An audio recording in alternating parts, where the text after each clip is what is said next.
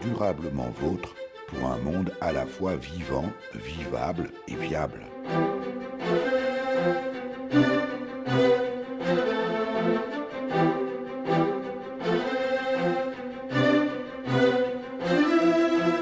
Aujourd'hui, nous évoquerons la formation au maraîchage bio, un métier qui attire de nombreux néo-ruraux, mais qui ne s'improvise pas. Nous sommes en Moselle, au Centre de formation professionnelle et de promotion agricole, le CFPPA de Courcelles-Chaussy, avec le responsable de la formation au brevet professionnel en maraîchage biologique.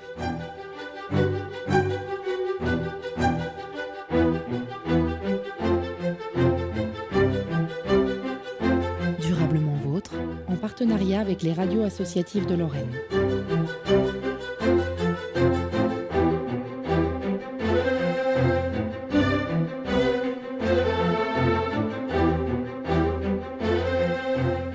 Philippe Meyer, bonjour. Bonjour Eric. Philippe Meyer, nous sommes ici sur la terrasse du Centre de formation professionnelle et de promotion, le CFPPA de Courcelles-Chaussy. Juste en face de nous, un magnifique jardin agroécologie. Nous sommes entre ce jardin et les locaux du CFPPA. Avant de rentrer dans le détail de la formation maraîchage dont vous vous occupez ici, Philippe Meyer, j'aimerais que vous nous expliquiez cet improbable acronyme d'EPLEA. Ouais, alors EPLEA de Courcelles-Chaussy, ça veut donc dire Établissement public local d'enseignement agricole. Quand je dis que c'est improbable. Voilà, bon ben voilà, c'est comme ça. Et donc ça regroupe 4 centres constitutifs, donc le lycée agricole. Voilà, généralement on fait un raccourci, hein, EPLEA c'est le lycée agricole, mais donc il y a une structure lycée agricole où il y a des lycéens. Il y a un CFA, centre de formation d'apprentis. Il y a une ferme. Donc une exploitation agricole, et le CFPPA qui est plutôt donc dédié à la formation continue des adultes. Voilà. Et ce CFPPA, Philippe Meyer, est ouvert à la formation en continu. En continu. Ouais. C'est-à-dire que ce ne sont pas, comme au lycée agricole, essentiellement des jeunes. Là, vous accueillez plutôt un public adulte. Adultes, que des adultes. Hein, que des adultes. Alors, on a bien compris donc que cette EPLEA est constituée de plusieurs entités. Tout ça fonctionne ensemble, peut-être pas, sauf la ferme. Si tout fonctionne ensemble, il y a un seul et même conseil d'administration, voilà, pour expliquer les choses, quoi. Mais le public qui est dans l'une ou l'autre entité sont des publics très séparés. Tout à fait. D'ailleurs, on est ici sur un site un petit peu excentré par rapport au reste de l'EPL. On est plus proche de la ferme, on est sur le site de la ferme et pas sur le site du lycée agricole, quoi. Voilà. Alors, vous, plus particulièrement, Philippe Meyer, vous êtes donc responsable, alors pareil, hein, je lis ma fiche, responsable de la formation BPREA. Décidément, vous appréciez, vous adorez les sigles. C'est super, c'est en agriculture, hein, les sigles, il y en a partout. Alors, BP, c'est brevet professionnel, c'est le nom du diplôme, responsable d'entreprise agricole à partir de 2019. Ah, ça change parce que ça va être rénové. Ça, c'est donc le métier, en fait. Et nous, à Courcelles, on a choisi d'orienter plus précisément cette formation, ce BPREA, vers l'agriculture biologique et encore plus précisément vers la production maraîchère. Il y a une forte évolution dans la sémantique et dans le vocabulaire agricole. On est passé de paysans à agriculteurs, après à exploitants agricoles. On parle même maintenant de manager en agriculture. Pourquoi ne pas finalement proposer, Philippe Meyer, un brevet professionnel paysan, justement? Ben nous, finalement, le raccourci qu'on fait, hein, si je dois présenter la formation, je la présente souvent en ces termes-là, c'est une formation qui lui prépare au métier de paysan maraîcher. Voilà. Paysan maraîcher. Voilà.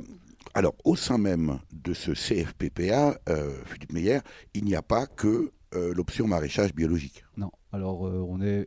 D'ailleurs, l'ensemble de l'EPL, hein, le PLEA, est orienté, beaucoup orienté sur les travaux paysagers, ce qui est également le cas ici du CFPPA. On a 2 formations en paysage, on a plusieurs formations aussi axées sur l'environnement, notamment sur la réduction de l'impact des produits phytosanitaires.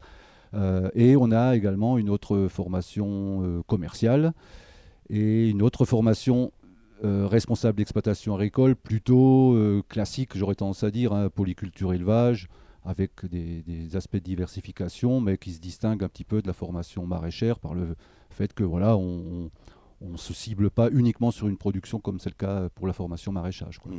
Donc on peut donc suivre une formation pour obtenir un brevet professionnel de maraîcher bio. Ouais. Est-ce que c'est la seule entité en Lorraine, Philippe Meillard, à proposer ce type de formation? Oui, il me semble. Ouais. Alors les autres centres que sont par exemple Bar-le-Duc ou Mirecourt proposent une formation de responsable d'exploitation agricole, mais pas cette orientation spécifique en agriculture biologique et en maraîchage, quoi. Et ailleurs en France? Oui, il y en a beaucoup. Je ne sais plus combien, mais beaucoup. On n'est pas forcément obligé de venir à Courcelles-Chaussy, Non, même si non. c'est fortement recommandé. Oui, pour tous les gens du Grand Est, venez chez nous. Voilà. Alors précisément, est-ce que on parle plutôt de stagiaires, on dit élèves, stagiaires? Stagiaires paysans, c'est comme Voilà. un beau statut. Ouais. Qui viennent à Courcelles-Chaussy sont plutôt des Lorrains ou viennent d'ailleurs? Non, principalement des Lorrains. Mhm. Principalement des Lorrains. On a déjà accueilli des années passées des gens de Champagne-Ardenne ou les gens vraiment limitrophes en Alsace pour qui c'est plus pratique de venir chez nous que d'aller jusqu'à Aubernais ou Winsenheim, etc. D'où vient cette orientation bio de Courcelles-Chaussy, Philippe Meillard? Alors, donc ça remonte à une dizaine d'années. Avec mon collègue Patrice Muller, et à l'époque, avec notre directeur de l'époque, Bernard Meurice. Meillard, Muller, ça sonne très alsacien, ça. Ouais, ça fait un peu Dupont, hein, on nous le reproche souvent. Mais bon, bref, donc on avait vraiment envie de s'engager dans la bio. Pourquoi? Eh ben, ça faisait partie de nos convictions, hein, repositionner l'agronomie, les circuits courts, enfin tout ce qui nous plaisait finalement dans l'agriculture et qui s'était un petit peu perdu. Et voilà, on avait envie de s'en réemparer. Et on a été conforté un petit peu dans ce choix-là par le besoin qu'avait évoqué la profession bio via le CGA de Lorraine. Hein. Tiens, encore un acronyme. Voilà, CGA, Centre de groupement agrobiologique. on En va dire gros, les producteurs bio de Lorraine. Exactement.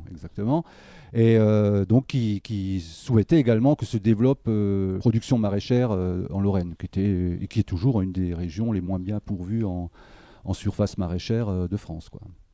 Donc voilà, les deux choses se sont rencontrées, hein, les deux esprits se sont rencontrés, et de là donc est née l'idée, avec le soutien, il faut le reconnaître, donc, de notre directeur de l'époque, Bernard Meurice, l'idée de mettre en place cette formation, avec la démarche et l'appui du réseau Format Bio, hein, qui est également un élément qui nous a beaucoup aidé dans la mise en place. Donc on a mis en place cette formation en même temps que l'atelier de maraîchage ici sur la ferme. Sur cet établissement public d'enseignement agricole, Philippe Meillard, il y a donc conjointement des maraîchers bio, Ouais. mais il y a aussi des producteurs de l'agrochimie pure et dure. Oui, plus vraiment pur et dur. Je pense qu'on essaye quand même de les emmener un petit peu vers autre chose. Justement, c'était le sens de ma question. Ouais. Comment cohabitent ces deux publics? Ouais. Et on a vraiment, quelque part, deux cultures, sans mauvais jeu de mots, différentes. Oui, c'est vrai. Eh bien, ça cohabite pas si mal que ça. Ça s'ignore assez souvent. Donc voilà, il n'y a pas de conflit, hein.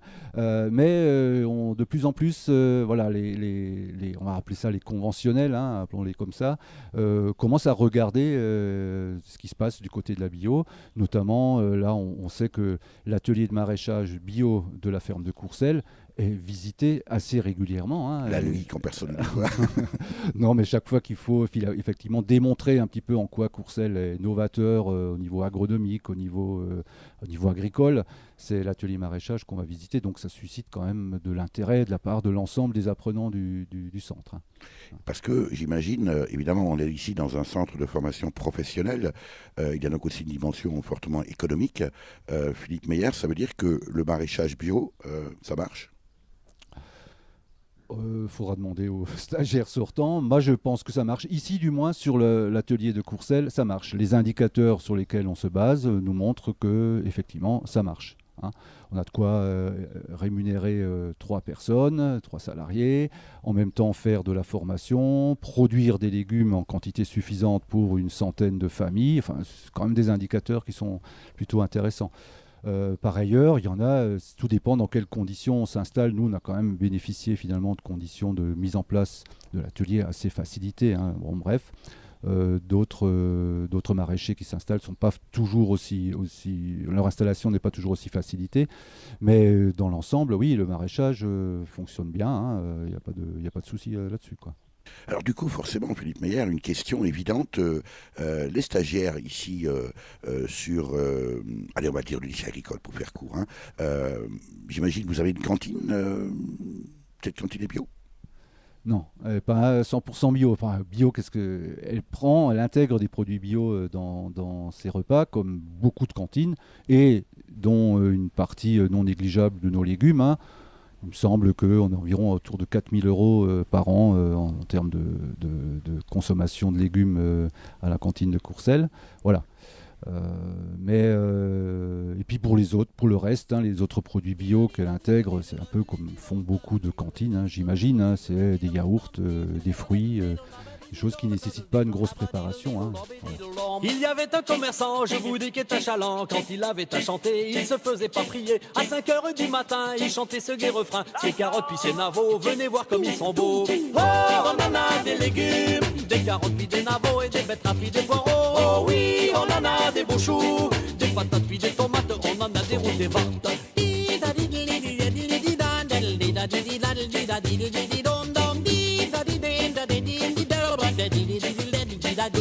Quand le printemps est arrivé, il a commencé à chanter. Viens d'en voir mes échalotes, seulement qu'il y a dit sous de la botte. Des radis puis de la salade, des betteraves puis de la rhubarbe. J'ai du vrai sirop d'érable, fait avec de la cassonade. Oh, on en a des légumes, des carottes puis des navots, et des betteraves puis des poireaux. Oh oui, on en a des beaux choux, des patates puis des tomates, on en a des roux, des vartes.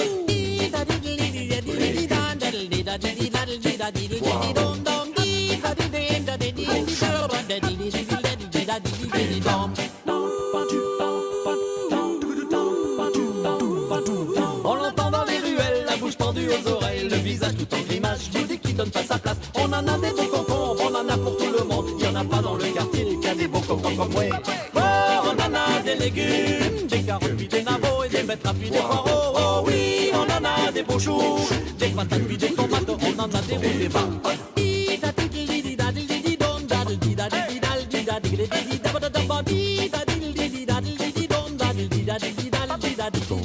Quand vient le temps des bleuets, il faut le watcher de près. Des belles prunes et puis des fraises, des groseilles puis des framboises. L'autre jour en m'en allant, j'ai pas vu le commerçant. Ses casseaux n'étaient pas pleins, il en faisait deux pour un. Quand le temps est arrivé, il vient tout décourager. Il va vendre sa wagon pour un petit flacon de gin. Il s'en va tout de travers, on fera laisser mâchoire. Je vous dis quel débarras, il chante plus depuis ce temps-là.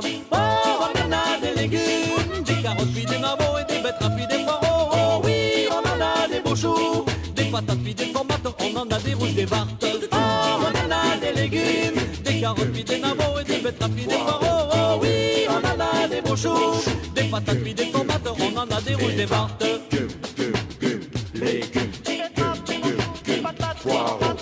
Durablement vôtre, Eric Mutschler. Oh, on en a des légumes. Oh oui, on en a des beaux choux. Oh, on en a des légumes, des carottes puis des navots, et des betteraves puis des poireaux. Oh oui, on en a des beaux choux, des patates puis des tomates, on en a des roux, des vartes. Oh, on en a des légumes, des carottes puis des navots, et des betteraves puis des poireaux. Oh oui, on en a des beaux choux, des patates puis des tomates, on en a des roux, des vartes. Oh, on en a des légumes, des carottes. Nous sommes toujours au CFPPA de Courcelles-Chaussy, c'est en Moselle. Avec vous, Philippe Meyer, qui vous êtes responsable de la formation maraîchage biologique superbement installée, juste en face du jardin agroécologique. On ira voir vos stagiaires tout à l'heure sur le terrain. Philippe Meyer, je me suis inscrit, évidemment c'est pour de faux, dans votre formation pour devenir maraîcher biologique. Qu'est-ce qui m'attend ? 1400 heures de formation déjà, donc 10 mois, hein, de février à décembre. Donc on a calé la formation sur le calendrier de production d'un maraîcher. Alors bien sûr, hein, ce qui va t'attendre, Eric, c'est apprendre à produire des légumes, quoi, hein. Ça commence déjà par être capable de gérer et d'aménager une parcelle maraîchère, hein, faire le design de la parcelle, comme on appelle. Ensuite, bien sûr, prendre possession de son sol pour arriver finalement à poser un choix de travail du sol. Ensuite, opération très importante, un petit peu le cœur du métier, c'est l'organisation de la production, la planification des cultures. Le maraîcher, pendant l'hiver, souvent il fait ça. Voilà, il réfléchit, il regarde l'année, la campagne à venir et il répond à ces questions qui paraissent toutes simples mais qui sont hyper complexes. Qu'est-ce qu'il faut que je produise comme légumes, en quelle quantité et où c'est que je vais les implanter sur ma parcelle. Donc ça, c'est une partie vraiment importante. Ensuite, bien sûr, on déroule également tous les aspects implantation des cultures, protection des cultures, gestion de l'enherbement, cher au système en bio, l'irrigation, etc. Ensuite, ça c'est pour la partie, on va dire, technique agronomie. Ensuite, le maraîcher, on va aussi le former pour qu'il sache vendre sa production. Donc la partie commercialisation est vraiment importante. Donc là, on s'appuie sur un territoire qu'on demande aux candidats de choisir. Par exemple, voilà, je verrais bien m'installer dans le secteur de Metz et ses environs. Bon, bref, je pense à par exemple. Et on va lui demander donc de faire une étude de commercialisation. C'est parfois un peu le point faible traditionnellement de l'agriculteur. La vente, ça s'est beaucoup développé ces dernières années, mais traditionnellement, le paysan était d'abord un producteur, non, Philippe Meyer? Oui, mais chez nos publics maraîchers, j'ai l'impression qu'ils sont vraiment conscients que c'est ça qui va faire fonctionner et qui est une partie importante. Alors tous ne sont pas forcément à l'aise avec cet aspect-là, plus ou moins à l'aise, mais disons ils sont tous conscients que voilà, ils ne vont pas produire des légumes pour... de toute façon, il n'y a pas d'autre filière en Lorraine que quasiment la vente directe, quoi. Donc la partie commercialisation, ensuite bien sûr tout ce qui est comptabilité-gestion. Ensuite, un élément aussi important, on passe pas mal de séances à aider finalement nos apprenants à se positionner sur une identité professionnelle. Donc savoir ce que c'est la bio, l'agriculture, les externalités, les valeurs ajoutées de l'agriculture bio. Voilà, c'est le savoir-être. Et grâce à ça, ils peuvent aussi, finalement, ça participe aussi quelque part de la réussite de leur projet, notamment, on parlait de la commercialisation à l'instant. Si quelqu'un est bien conscient en quoi son système interagit avec la société, il va être plus à même. Ça veut dire, Philippe Meyer, que en 10 mois, je peux acquérir les compétences d'un maraîcher bio et m'installer et vivre de ma production. Voilà, non, bon là, restons un petit peu modestes. 10 mois, c'est long. Certains diraient que c'est long. En fait, c'est pas assez long pour envisager de s'installer avec réussite dès la sortie. D'où, il y a pas mal de choses qui peuvent être mobilisées à la suite de cette formation. Alors, il y en a pas mal de nos anciens stagiaires qui travaillent comme salariés dans certaines fermes maraîchères de Lorraine, salariés saisonniers. Et également, dans peu de temps, ils auront la possibilité d'intégrer un espace test qu'on met en place avec la communauté de communes de Metz Métropole sur la base de Frescati. Non, donc... faut se rendre à l'évidence, c'est que pendant cette formation, nous on fait de la formation, donc on forme des stagiaires à des capacités. Le métier, la réussite du métier, c'est encore une autre étape. Ça veut dire aussi, Philippe Meyer, qu'il faut un brevet professionnel pour s'installer en qualité de maraîcher biologique. Ouais, alors c'est fortement recommandé, pas par moi, par différentes instances, notamment les instances de l'État qui donnent les aides à l'installation. La DGA est directement reliée à la capacité professionnelle qui, elle, donc, est obtenue grâce avec le brevet professionnel. DGA, dotation jeune agriculteur. Jeune agriculteur, voilà. Philippe Meyer, je suis journaliste, mais j'ai envie, comme beaucoup peut-être, de revenir à la terre. Je peux, moi, comme ça, de but en blanc, intégrer la formation maraîchage biologique que vous proposez à Courcelles-Chaussy? Non, alors il y a quand même un certain nombre de filtres qu'on met en place avant. Donc déjà, première chose, tous nos candidats, si on explique un petit peu la procédure, on les invite à participer à une session d'information, c'est une demi-journée, où je leur présente le métier. Et grâce à cette présentation des réalités du métier, dessus, je greffe la présentation de la formation, ce que c'est la formation. Et j'espère que les candidats comprennent bien ce que la formation n'est pas. généralement, voilà, un peu effacer fantasmes. certains fantasmes. Donc la réalité, c'est celle que j'ai un petit peu décrite tout à l'heure, hein, c'est-à-dire qu'il faut être capable de conduire un système de production qui permette de faire vivre, il faut commercialiser, il faut assurer la comptabilité, la gestion de son entreprise, et puis tout ça dans le respect d'un certain nombre de comment on va dire ça, un petit peu de valeurs, d'échelle de valeurs, hein, notamment, entre autres, voilà, on peut dire que quelqu'un qui voudrait se lancer aujourd'hui dans le maraîchage, il faudrait qu'il vise un chiffre d'affaires de 35 000 euros. Derrière ces 35 000 euros, ben voilà, par cascade, on a quel niveau d'activité, quelle surface, qu'est-ce qu'il faut travailler, etc. Quoi. Alors, si un journaliste ne peut pas devenir maraîcher bio, en tout cas pas d'emblée. Pas d'emblée, donc voilà. Quel est le profil justement des stagiaires qui viennent ici au CFPPA de Courcelles-Chaussy, Philippe Meillat? Est-ce que ce sont des personnes qui sont tout majoritairement issues du milieu agricole ou au contraire ce qu'on appelle aujourd'hui des néo-ruraux? Non, c'est quasiment que des néo-ruraux. Hors cadre familial, non issus du milieu agricole, enfin il y a plein d'appellations. Par contre, ce qu'on leur demande, sans pouvoir vraiment l'exiger, hein, mais on les incite fortement à acquérir un petit peu d'expérience au préalable. Donc auprès de maraîchers, hein, en allant travailler chez des maraîchers. Donc le woofing, voilà, c'est quelque chose qui est largement utilisé, mais également des activités de salariat. On met en place aussi, chaque fois que c'est possible, des dispositifs de préformation, entre guillemets, en amont, pour justement permettre à certains candidats de se frotter aux premières réalités. Et est-ce que vous avez beaucoup de candidats, Philippe Meillat, qui veulent faire maraîchage bio première langue? Donc oui, première langue. Oui, bah, la plupart, beaucoup de personnes frappent à notre porte en disant, voilà, je vais faire, comme tu dis, maraîchage bio première langue. Et ben, finalement, quand on leur demande un petit peu de s'exprimer dans cette première langue, voilà, on voit qu'il manque rapidement de vocabulaire, quoi. Donc, bref, nous, on est quand même assez prudent là-dessus. Il ne suffit pas, effectivement, de passer comme ça de l'idée ou de l'envie au projet. C'est pour ça qu'il y a toute cette partie en amont dont je parlais, quoi, hein. Combien de stagiaires en formation brevet professionnel ici à l'établissement? Oh, j'arrive pas à dire EPLEA. Oui, alors. Et puis que deviennent-ils en maraîchage? En maraîchage bio, bien sûr, par an. Et que deviennent-ils surtout? Bon, allez, on va dire une vingtaine par an. Une vingtaine par an. À la sortie de la formation, dans les 2 années qui suivent, on va se donner 2 années, hein, pour justement combler un petit peu ce que je disais tout à l'heure, l'expérience, etc. Et ben, il y en a environ 50% qui s'installent, plus ou moins modestement, hein.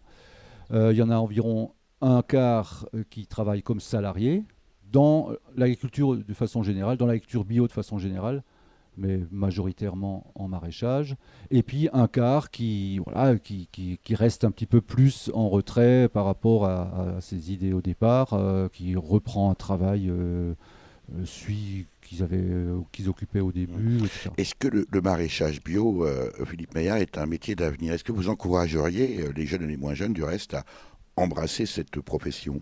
Oui, tout à fait. Enfin, pour moi, je ne veux pas dire l'inverse. Non, premièrement, parce qu'on manque de légumes bio d'une façon générale sur le marché lorrain, que ce soit dans les cantines, que ce soit auprès des consommateurs, etc. On manque de paysans d'une façon générale. Voilà. Et puis moi, je trouve que il y a encore beaucoup de choses à imaginer en agriculture bio et plus particulièrement en maraîchage, hein. On a depuis peu maintenant des systèmes avec des serres mobiles, chose dont on ne parlait pas il y a 5-6 ans encore, quoi. Donc je dis, voilà, dans les années à venir, il y a encore plein de choses. Pourquoi pas de nouvelles productions associées à ça, d'autres productions de fleurs par exemple. Bon, bref. On peut imaginer encore plein de choses. Donc moi, j'y crois. Alors, on va confronter votre propos aux stagiaires, justement, voilà. Philippe Meillat, puisqu'ils sont là, ils sont dans les champs, on va aller les voir. Je regarde pousser mon potager, je te laisse nourrir ton capital. J'ai le paysan d'à côté et toi, t'es multinational. L'agroécologie plutôt que l'agroalimentaire. Y a de l'espoir, viens par ici, on sème des graines contre la misère. Je veux du bonheur, je veux des sourires. Je veux du bonheur à partager et sourire à la liberté. Je veux du bonheur.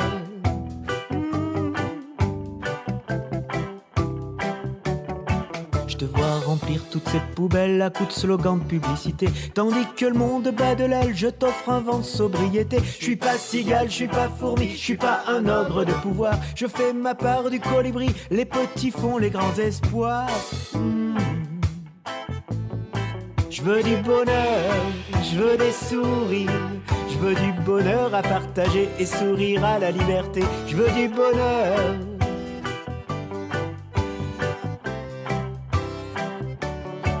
Il te faut combien de planètes pour assouvir tous tes désirs? Tu trouves antique mes recettes, mais avec toi y a peu d'avenir. Tu sais on n'a qu'une seule terre qui file au rythme des saisons. Soit tu fous tout en l'air, soit tu retrouves la raison. Je veux du bonheur, je veux des sourires. Je veux du bonheur à partager et sourire à la liberté. Je veux du bonheur. Et cette terre, occupons-nous de cette terre. C'est la seule qui puisse nous faire vivre. Nous le devons à nous-mêmes et nous devons aux générations qui viennent. Je veux du bonheur, je veux des sourires. Je veux du bonheur à partager et sourire à la liberté. Je veux du bonheur, je veux des sourires. Je veux du bonheur à partager et sourire à la liberté. Je veux du bonheur.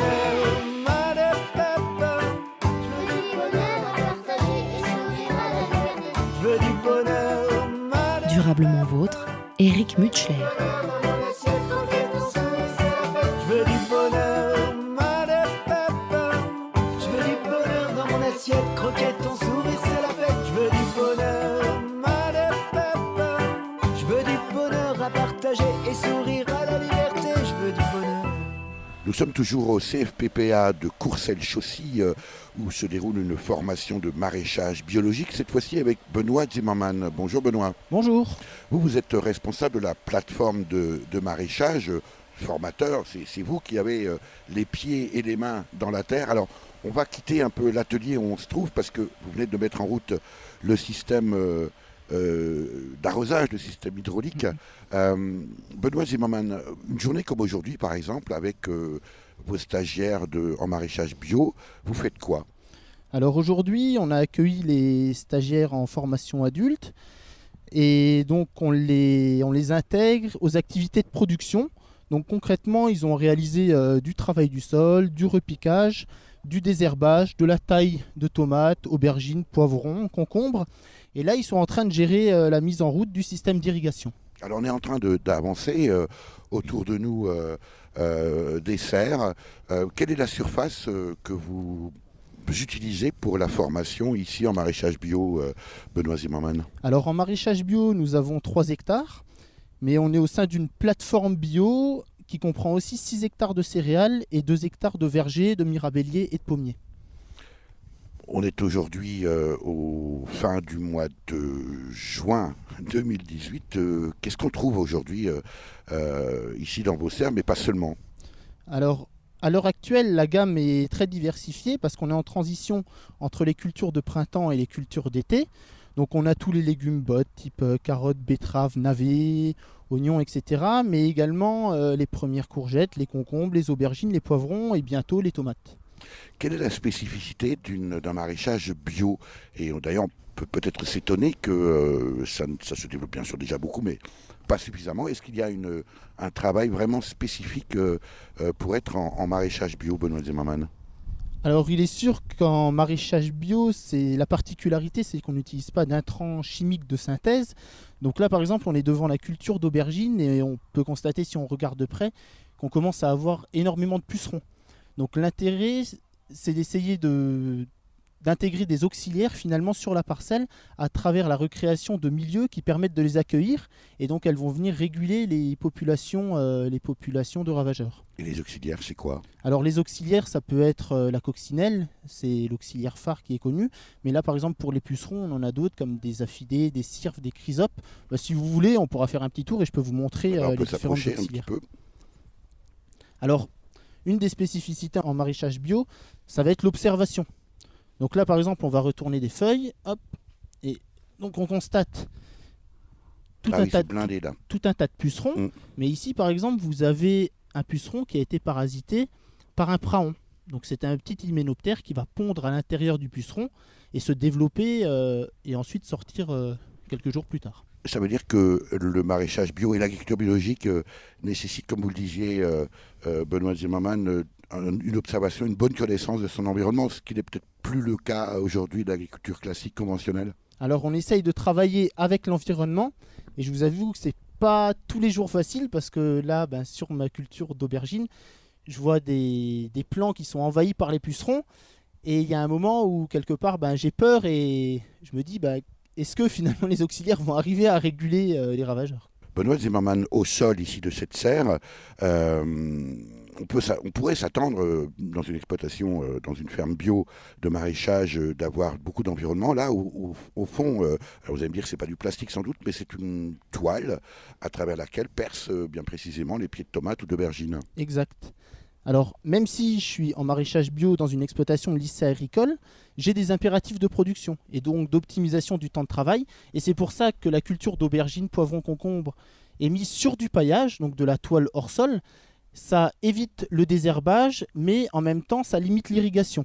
Donc c'est un compromis entre les deux. Donc au sein de la serre, effectivement, la culture est paillée avec le paillage plastique. Par contre, si on va faire un tour autour des serres, on maintient des zones de refuge pour les auxiliaires, comme ces zones qui ne sont pas fauchées, les haies, la mare, etc. Alors là, on est dans une serre. Vous avez également des cultures de plein champ. Oui, on va pouvoir aller faire un tour. Et c'est vrai qu'au niveau des cultures de plein champ, on n'a pas de paillage plastique. Et on va essayer d'introduire, par exemple, des bandes fleuries qui permettent aux auxiliaires de circuler le long des cultures. Durablement vôtre, Éric Mutschler. Alors on va profiter de la présence précisément des stagiaires ici au CFPPA de Courcelles-Chaussy en maraîchage bio, et bien pour leur poser, ou lui poser en tout cas, puisque nous avons Claire avec nous. Bonjour Claire. Bonjour.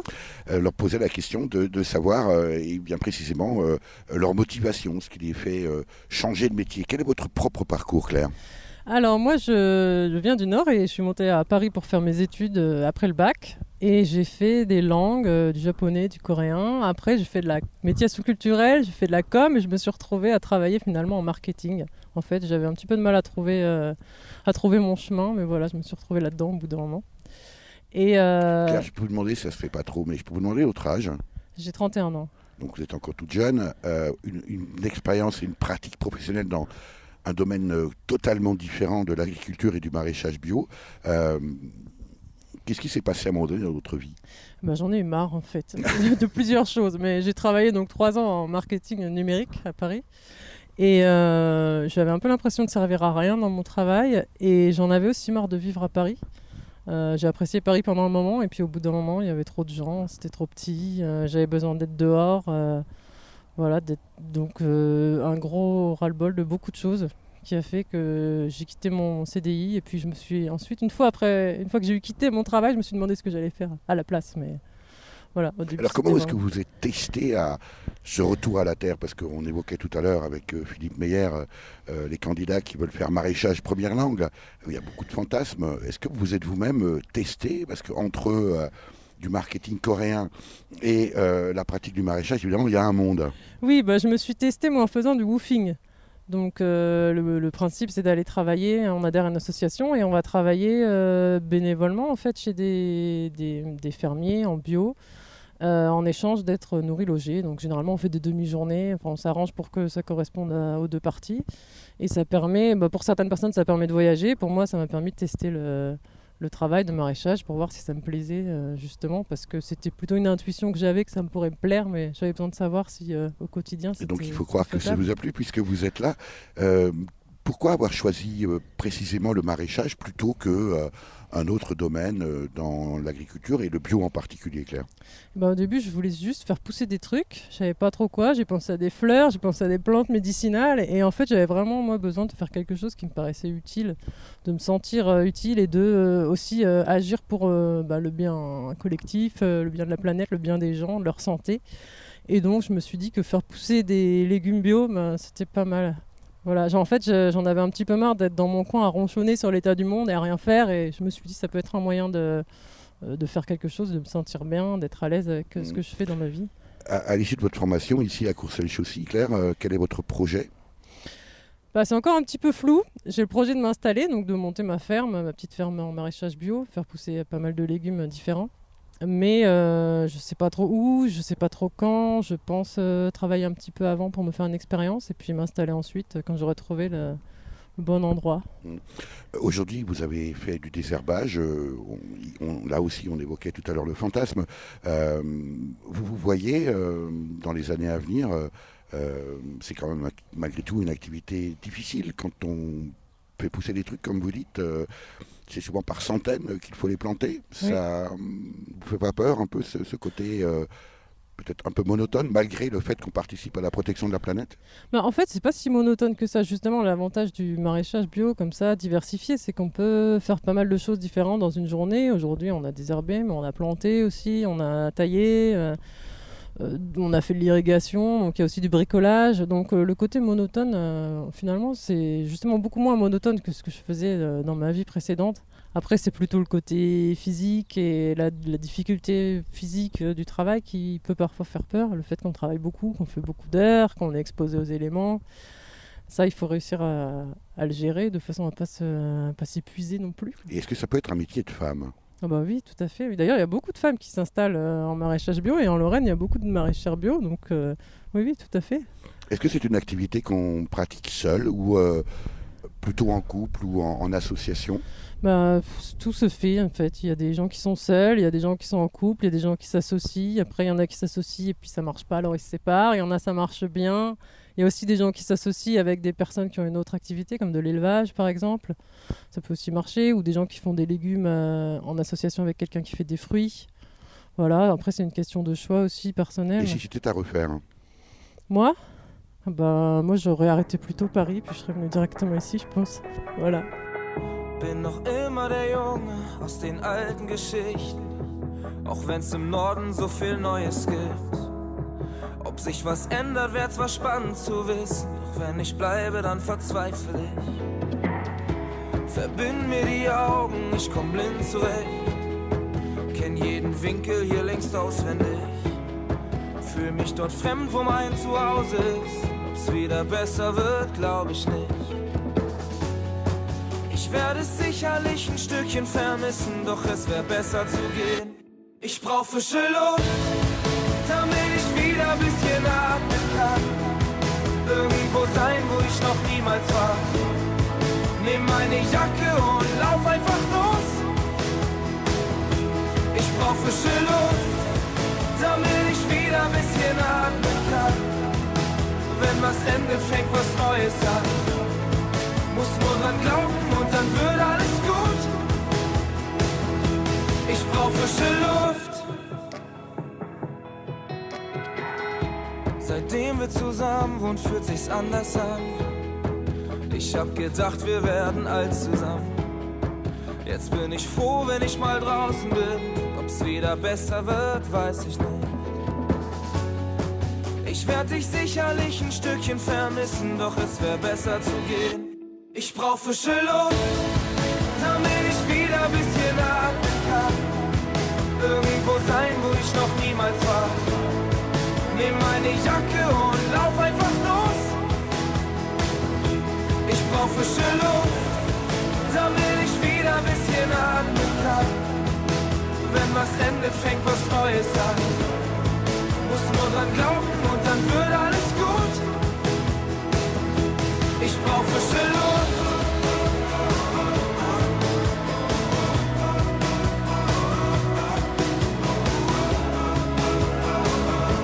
Ich brauch frische Luft.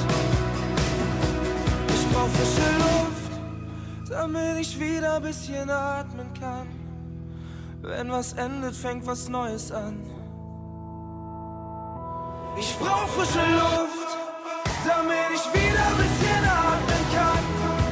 Irgendwo sein, wo ich noch niemals war. Nimm meine Jacke und lauf einfach los. Ich brauch frische Luft, damit ich wieder ein bisschen atmen kann. Wenn was endet, fängt was Neues an.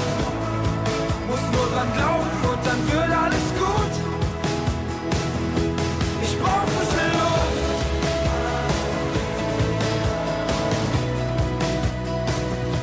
Ich brauch frische Luft.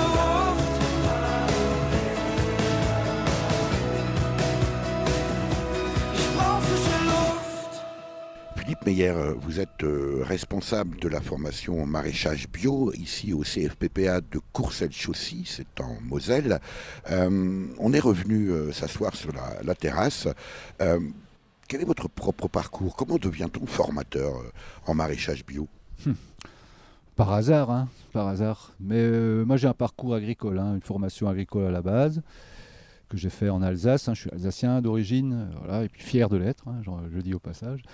Et donc je suis arrivé après avoir fait différents petits travaux agricoles, petits métiers agricoles. Issu d'une famille d'agriculteurs? Oui, mes parents étaient agriculteurs, double actif, viticulteurs dans la région, dans le vignoble Saint-Hippolyte exactement en Alsace. Voilà. Je salue d'ailleurs tous les Alsaciens et tous les gens de Saint-Hippolyte. Ça c'est fait. Voilà. Et donc voilà, j'ai fait différents petits boulots en agriculture, j'étais berger. J'avais un projet d'installation à une époque d'ailleurs, hein, donc j'ai dû laisser de côté. Et suite à ça, je suis arrivé par l'intermédiaire d'un ami alsacien hein, ici, qui était directeur du CFPPA de Courcelles-Chaussy en 90. Voilà, je suis arrivé ici en 90 pour remplacer une collègue. Et voilà, depuis, je suis resté. Voilà, alors qu'est-ce que ça... Il faut avoir un petit peu, voilà, ça aide d'avoir je pense, une expérience et un bagage agricole pour comprendre un petit peu les problématiques agricoles. Ceci dit, j'ai pas eu de formation de formateur, voilà. Là, c'est plutôt la bonne volonté. Hein, Néanmoins, on sent votre enthousiasme, Philippe Meyer. Récemment, nos parlementaires ont rejeté l'obligation d'imposer, alors on va pas revenir sur le glyphosate, encore qu'on pourrait, et c'est d'ailleurs peut-être lié, mais les parlementaires ont rejeté l'idée de rendre obligatoire 20% de bio dans les cantines scolaires publiques. Comment vous expliquez cette différence entre justement la demande croissante aujourd'hui de nos concitoyens pour le bio et puis ce décalage par rapport à nos élus? Quelle est votre propre analyse? Voilà, je ne suis pas spécialiste, hein, mais je vais essayer de répondre. Moi, je pense que effectivement, il y a toujours une sorte de tiédeur hein, vis-à-vis de la faisabilité de ce genre de projet. Donc, ce que j'entends par là, c'est voilà, on sent bien qu'il y a une demande de la part de la société d'augmenter la consommation de produits bio, de produits sains, hein, donc de produits bio, notamment dans les cantines scolaires, quoi. Hein. Voilà, et on a l'impression que les gens qui édictent les lois, qui mettent en place les lois, sont toujours un petit peu frileux dans le fait de passer à l'acte et de rendre des choses opérationnelles, quoi. Alors pourquoi? Bon, je sais pas, je pourrais dire derrière qu'il y a des intérêts en jeu qui nous dépassent, enfin moi du moins qui me dépassent. Hein. Moi je dis il faut continuer à y croire, hein. C'est un peu le sentiment que j'ai envie de défendre. Justement, on va continuer à y croire. Quelle serait, Philippe Meyer, là, pour vous, la ferme idéale aujourd'hui? Alors, ouais, une ferme idéale, c'est celle qui serait directement en lien direct avec ses consommateurs, qu'ils soient dans des écoles maternelles ou autres, ou des consommateurs, des familles tout simplement. Voilà, ça c'est déjà une chose. Et du coup, une ferme qui... Alors c'est un peu, je soulignerai au passage, ce que je reprocherais un petit peu à la ferme maraîchère en tant que telle, c'est qu'elle est un petit peu trop... monoculturel, hein, même s'il y a plein d'espèces, après tout c'est que du maraîchage. Il manque un petit peu, on va dire, de bactéries animales dans ce système. Généralement c'est des fermes unipersonnelles aussi, donc où finalement la responsabilité de la ferme repose que sur une personne. Moi, mon schéma idéal ce serait une ferme d'une certaine surface modeste, hein, quand même, entre une quinzaine d'hectares, mais qui cumulerait différentes activités, différents ateliers, différentes ressources humaines, mais donc toujours voilà, avec comme objectif un lien direct avec les consommateurs de son territoire, quoi. Pour autant, on est très très très loin, très éloigné du modèle que l'on tente d'imposer aujourd'hui en France. Je pense par exemple aux fermes de 1000 vaches. Ouais. La ferme que vous décrivez là, Philippe Meyer, vous êtes un professionnel, elle est aujourd'hui viable, et est-ce qu'on peut imaginer qu'elle devienne demain un modèle dominant? Moi j'ai envie de l'imaginer en tout cas. Hein, viable, oui, hein, dans la mesure où finalement la valeur ajoutée de la ferme, le travail et les valeurs ajoutées des acteurs de cette ferme restent finalement entre les mains de ces acteurs. C'est le lien direct avec le territoire. Pour moi, l'équation, elle doit se solder par quelque chose de positif, quoi, hein, c'est une évidence. Alors on parlait des fermes de 1000 vaches, etc. Bon, Oui, là on sait pertinemment que s'il n'y a pas de soutien public ou autre pour ce type d'initiative, ça a quand même du mal à porter ses fruits économiquement parlant, quoi. L'invité de Durablement Vôtre, coup de gueule ou coup de cœur?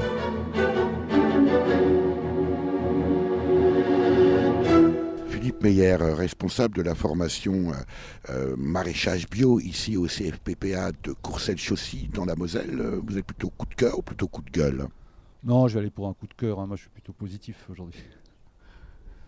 Donc mon coup de cœur, allez, on va dire globalement, j'ai envie de l'adresser à l'ensemble des gens qui œuvrent pour la bio ici au niveau local. Alors je pense aux collègues professionnels maraîchers ou CGA, mais aussi à tous les anciens stagiaires qui sont passés par là, qui portent encore maintenant sur le terrain un petit peu nos valeurs, choses qu'on a échangées au cours de nos 10 mois passés ensemble. Et plus particulièrement, je tiens à saluer à titre comme ça un petit peu symbolique la session 2014 de stagiaire BPREA maraîchage bio 2014 qui nous a vraiment amené... Pourquoi cette promotion en particulier? Eh bien, ça a été pour nous un moment où les stagiaires nous ont amenés sur des possibilités. Ils ont osé imaginer des choses, nous ont presque obligés à imaginer avec eux des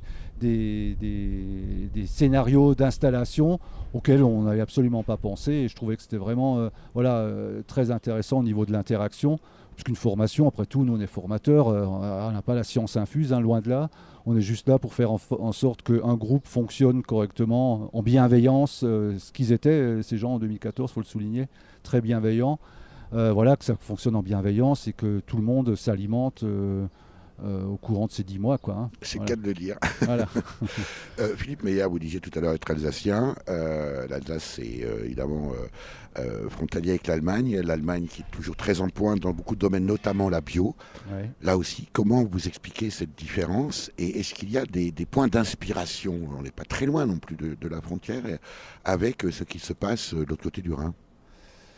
Ouais, alors je connais pas trop bien l'Allemagne agricole, on va dire, pas assez bien du moins pour en parler. Ceci dit, au niveau bio, on n'a pas trop à rougir, on est plutôt bien placé en France au niveau ferme, au niveau surface. Ça faut pas. On est avant l'Allemagne, parce que la France est un grand pays agricole. Par contre, ce que j'ai envie de retenir finalement de ce que j'ai vu en Allemagne lors de nos sorties qu'on fait, parce qu'on fait quelques sorties quand même avec nos apprenants.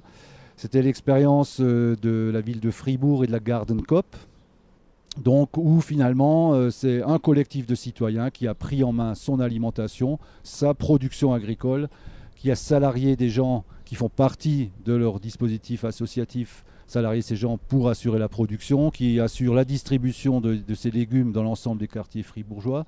C'est quelque chose que je verrais bien faisable à Metz. C'est un peu, si j'ai une chose que j'aimerais bien, dont j'aimerais bien que la Moselle, anciennement allemande, s'inspire de l'Allemagne, ce serait d'oser également faire ce genre de choses.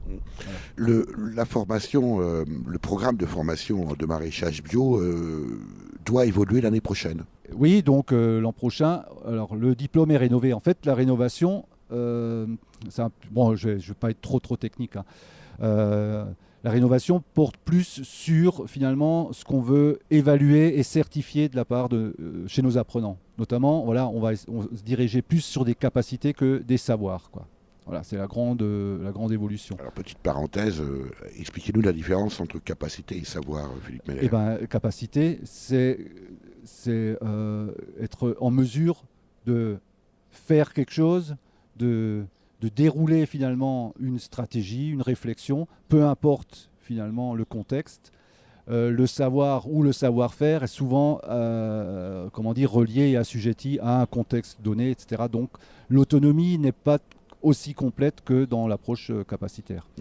Donc ce qu'il s'agit de faire dorénavant, effectivement, c'est de privilégier beaucoup plus non pas l'action en tant que faire quelque chose en tant que résultat à atteindre, mais c'est plutôt la porte d'entrée pour permettre à l'apprenant d'échafauder sa réflexion, sa méthodologie de réflexion. Et quelle incidence ça va avoir, ce changement d'approche dans, d'une part, la pratique de votre propre métier de formateur, mais aussi pour les apprenants eux-mêmes en maraîchage bio ici à Courcelles-Chaussy? Alors, moi, j'ai le sentiment que ça ne va pas changer énormément de choses parce qu'on avait déjà un petit peu investi ce terrain spontanément, instinctivement depuis quelques années. Donc, en fait, ça va surtout changer, pour nous formateurs, à mon avis, notre relation par rapport à l'évaluation des stagiaires et ce qu'on attend finalement d'eux, non plus savoir faire quelque chose, mais on est beaucoup plus en attente qu'ils nous explicitent comment ils raisonnent finalement leur façon de faire, quoi. Voilà. Merci Philippe Meyer. Oui, merci à vous, et puis revenez quand vous voulez.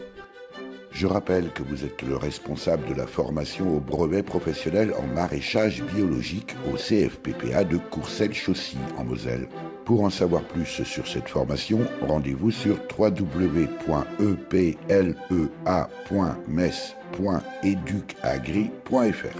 Vous avez pu écouter dans l'ordre Le commerçant des rues de la québécoise Marie Traverse, dite La Bolduc, sortie en 1931, ici dans une reprise par le groupe Chanson Plus Biflioré, paru sur l'album Au Bilboquet des Planètes, sorti en 1999. Je veux du bonheur par Laurent Montagne, sorti en 2018 sous forme vidéo, produite par l'association Terre et Humanisme, anciennement les Amis de Pierre Rabhi.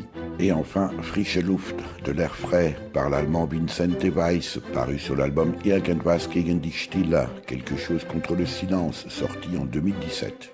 À la technique et au montage, Véronique Olivier. Vous pouvez réécouter cette émission dès la semaine qui suit sa première diffusion sur le site www.durablementvôtre.fr.